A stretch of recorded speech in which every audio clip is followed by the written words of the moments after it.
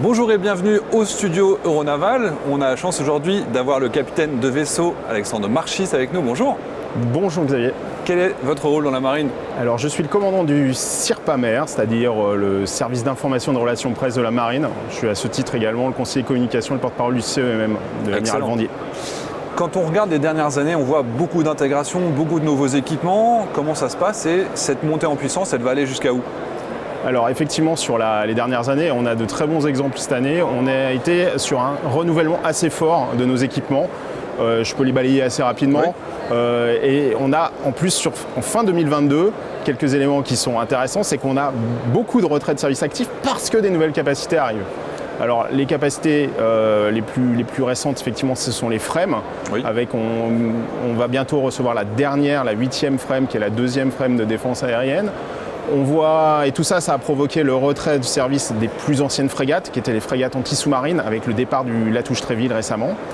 Si je continue dans d'autres domaines, il y a le départ par exemple de l'Alouette 3, qui après 60 ans de bons et loyaux services dans la marine va nous quitter en décembre, et qui a été remplacé d'une part par une flotte intérimaire de Dauphins et par le premier H160 livré le 22 septembre à la marine. C'est un cours de transformation. Voilà. Je peux aller sous l'eau. Oui. On a à peu près la même chose avec l'admission au service actif en juin du premier sous-marin Barracuda, le Suffren. Et très récemment, le démarrage de la chaufferie, ce qu'on appelle la divergence du Duguay-Trouin, le 2e de série, le mois dernier. Et tout ça s'entraîne le retrait de service des bâtiments ou des bateaux comme bientôt le Ruby, les plus anciens. Très bien. Alors, quand on regarde également tout ce qui est évolution au niveau des drones, on pense beaucoup aux drones qui volent, mais il y a aussi tout ce qui est drone maritime, drone sous-marin. Est-ce qu'on a également des innovations dans ce domaine?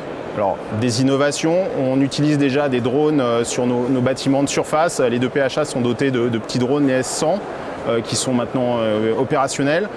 On vient de mettre en service également des drones plus petits pour valoriser aujourd'hui des bateaux très anciens que sont les patrouilleurs de haute mer, la série des Aviso A69. On est à bord de ce qu'on appelle le SMDM, qui est aujourd'hui opérationnel et qui lui permet de voir plus loin. C'est-à-dire qu'on adapte des vieilles capacités avec des capacités modernes pour optimiser les performances.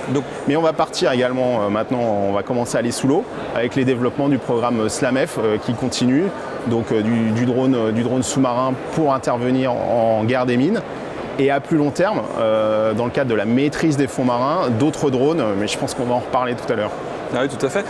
Parce que justement, cette vraie question, c'est les évolutions. Qu'est-ce que vous voyez comme grande tendance sur les prochaines années, dans la prochaine décennie, et du coup, quels sont les programmes qui sont associés? Alors, il faut revenir un peu dans le contexte. Je pense que vous voyez comme moi qu'aujourd'hui, la contestation et l'usage de la force se développent. C'est vrai que quand on regarde le conflit ukrainien, on a forcément une focale très continentale avec les combats terrestres. Mais ce qui s'est passé par exemple sur le croiseur Moskva ou ce qui s'est passé sur le gazoduc Nord Stream peuvent aussi montrer que la mer est un espace de contestation, voire de confrontation demain. Donc il est nécessaire, et c'est un des axes forts qu'a voulu notre chef d'état-major, l'amiral Vendier, d'avoir une marine de combat. Et cette marine de combat, elle doit être aussi en pointe. Et donc c'est les axes de demain qui s'inscrivent parfaitement dans les nouveaux programmes qui sont déjà lancés. On parle des frégates des FDI par exemple, dont la première va bientôt être mise à l'eau.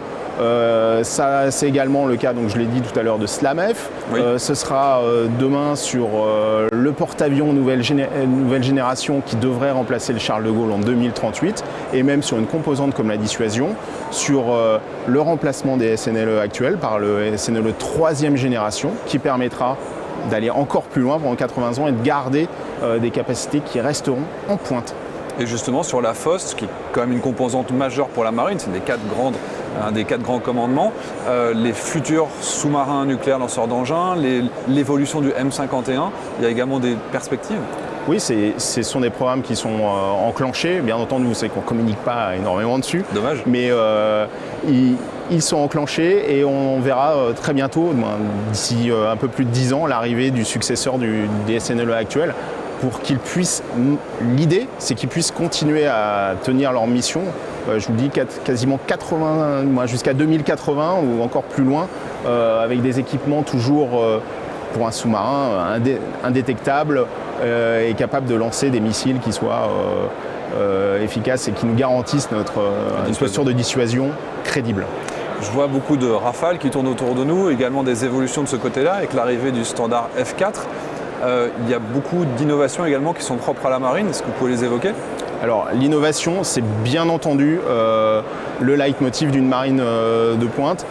Les innovations, on les voit dans plein de domaines. Il y a un domaine qui est très important, c'est la connectivité. C'est avoir des marines une marine déjà capable d'être connectée, les bâtiments entre eux, les avions entre eux, mais également avec nos alliés. Et ça, c'est tous les travaux sur la veille coopérative navale qui permettront, par exemple, à un bateau d'engager une cible qui est vue par un autre dans un temps qui est encore plus rapide que ce qu'on appelle le temps réel, sont essentiels. Et les évolutions, et on le voit bien sur le Rafale avec ce Rafale F4 qui est très connecté et qui lui permet encore d'aller plus loin par rapport au standard actuel, le F3R, cette innovation, elle dépend aussi d'une capacité d'agilité, d'adaptabilité. Et ça, quand on parle d'économie de guerre, pour la marine, dans le contexte actuel, c'est-à-dire celui d'une marine qui a besoin d'être de combat et de pointe, c'est essentiel. On a besoin d'une marine qui va s'adapter vite. C'est un des axes que pousse le chef d'état-major de la marine, c'est-à-dire de prendre ce qu'on a fait avec le Rafale, c'est-à-dire de le faire évoluer step par step, par exemple, dans la construction de nos capacités futures. Et la deuxième grosse caractéristique, vous parlez d'innovation, mais il ne faut pas oublier que cette marine de combat, il faut aussi qu'elle soit résiliente, c'est-à-dire qu'on résiste au feu du premier tir et qu'on soit capable de combattre. Ça veut dire aussi de la masse ? Alors, la masse, pas forcément. Justement, la masse, ça peut être... on l'a vu par exemple il y a très longtemps, et ça le chef d'état-major l'a rappelé le 5 septembre en commémorant la bataille de la Chesapeake. La masse, ça peut être aussi de l'innovation, ça peut être aussi du talent. Ça peut être des marins qui sont capables de chercher d'autres solutions, d'avoir un autre état d'esprit. Ça, c'est aussi un des grands enjeux, du coup, le recrutement ? Oui. Alors, je vous l'ai dit, 3 axes, en fait, dans le plan Mercator, qui est le plan qui guide la marine de combat, j'en ai beaucoup parlé. La marine de pointe, je crois qu'à Euronaval, on est au cœur de ça. Aucun problème. Et c'est la marine de talent.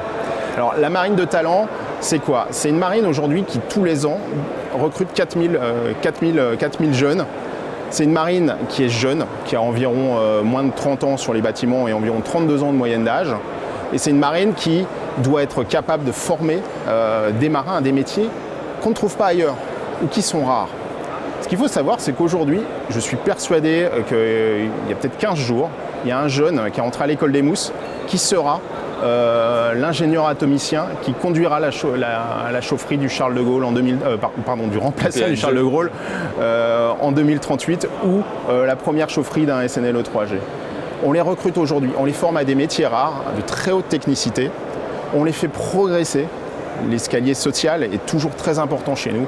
Et derrière, on a des gens qui sont capables, avec leurs compétences alliées à l'expérience des plus anciens, d'apporter beaucoup à la marine.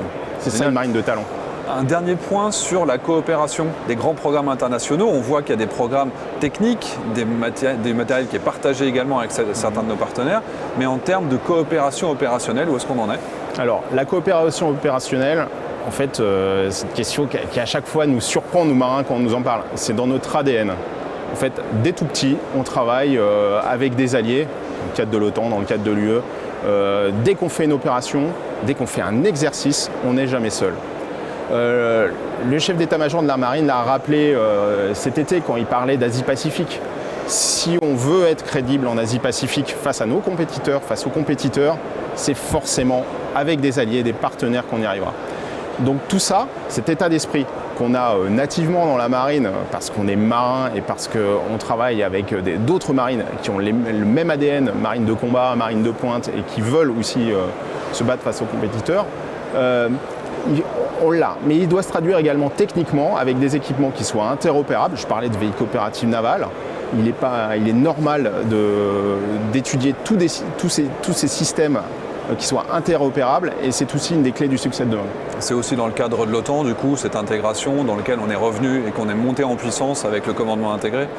Alors, ça, au niveau tactique, bien entendu, ça n'a changé absolument rien. Moi, j'ai été élevé dans des standards OTAN.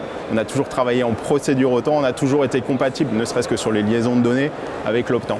le commandement intégré n'a pas changé grand-chose pour notre niveau combat tactique.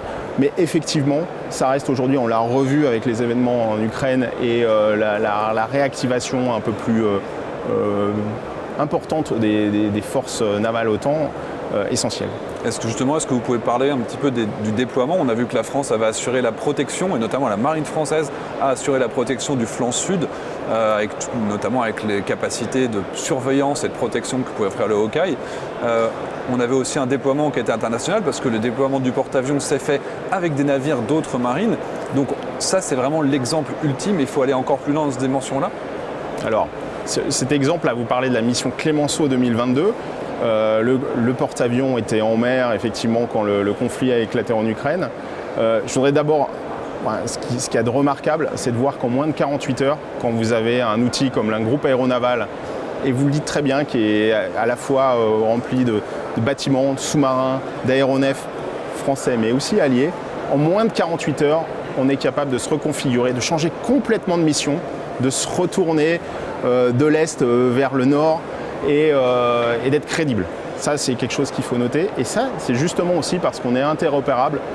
On dit souvent plug and play.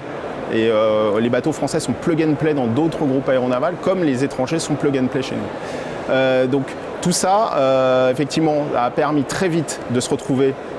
Le chef d'état-major aime beaucoup cette expression, les yeux dans les yeux avec le compétiteur russe en Méditerranée orientale, toujours avec des interactions professionnelles, bien entendu, et de partir faire ce qu'on appelle des missions de rassurance sur le flanc est de l'Europe, au sud-est plus particulièrement, avec, comme vous l'avez dit, des vols de Hawkeye pour recueillir du renseignement et de la situation, et des vols de Rafale, des vols typiquement de rassurance, qui se sont produits en même temps que les vols que faisait l'armée de l'air, un peu plus au nord, dans les pays baltes ou en Pologne.